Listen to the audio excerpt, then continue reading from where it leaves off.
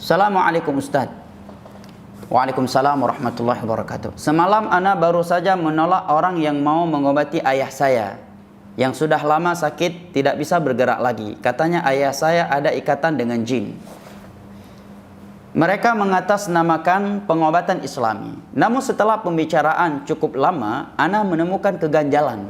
Katanya si pengobat bisa tahu obrolan dari jarak jauh. Pertanyaannya, apakah sudah benar yang saya pikirkan kalau dia adalah bagian dari kesyirikan dukun?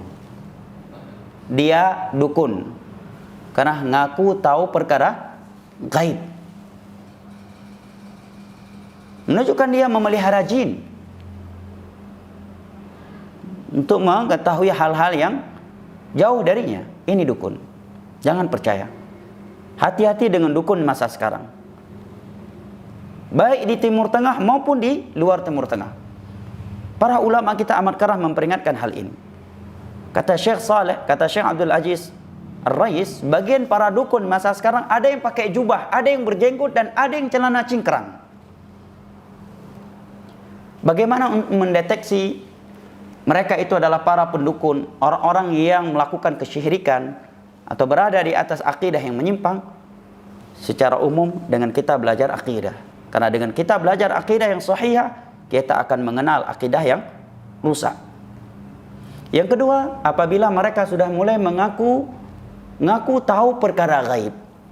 Orang yang mengaku tahu perkara gaib, dia adalah kahin atau arraf, dukun atau tukang ramal, yang hukumnya sama dalam Islam.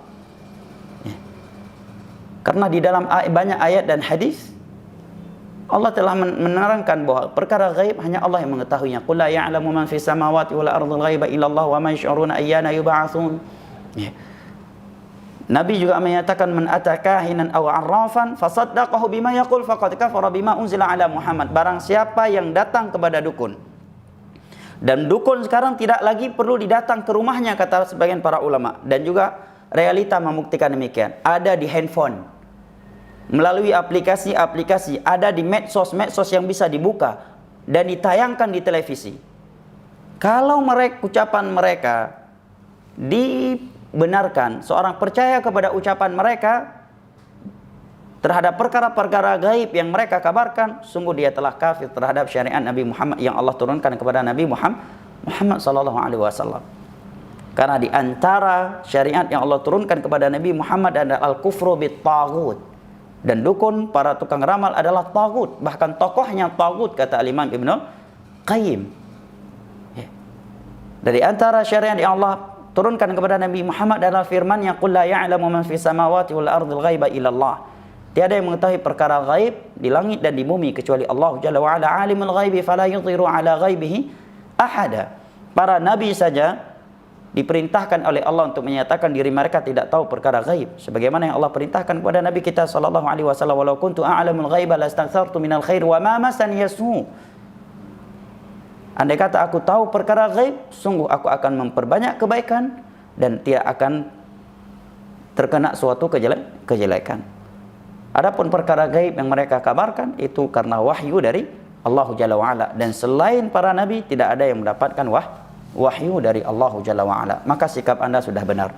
Hati-hati, saya tegaskan kembali, hati-hati dengan para dukun dan tukang ramal masa ini.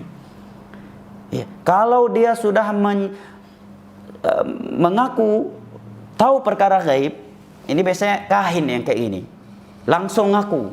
Yang satu lagi licik dia, sama aja hukumnya dengan dukun, tapi dalam bahasa hadis arraf, tukang ramal.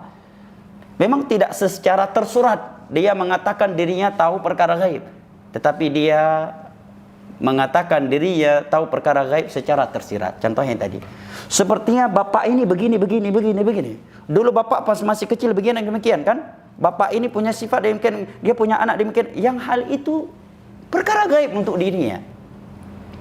Oh, bapak ini kalau punya anak lagi akan demikian. Kalau nikah lagi akan demikian. Yang itu perkara gaib.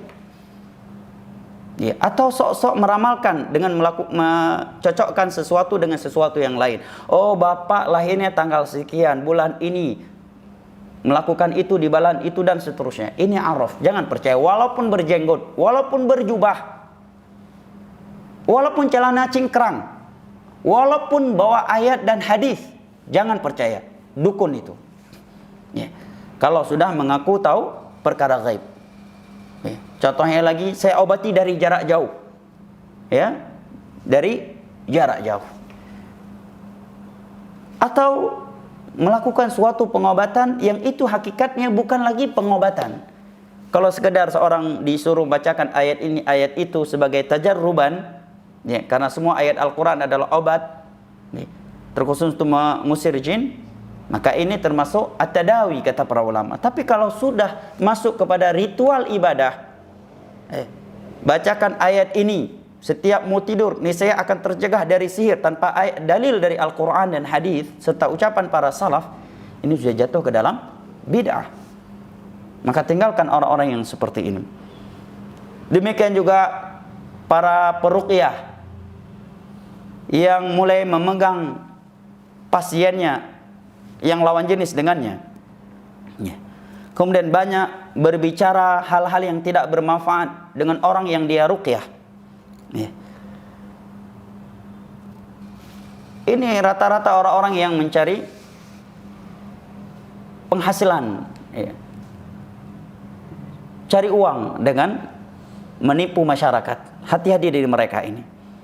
Kalau dia peruqyah yang baik, dia akan beruqyah dengan Al-Quranul Karim, dengan zikir-zikir yang Nabi sebutkan, atau nasihat-nasihat indah kepada orang yang kesurupan tersebut agar dia memperkuatkan hubungan dirinya dengan Allah Jalla wa'ala, dengan menjalankan perintah-perintah, meninggalkan larangan-larangannya, atau menasihat yang tegas untuk jin tersebut. Tidak mengajak komunikasi dan bertanya-tanya dari mana, kenapa, dan seterusnya.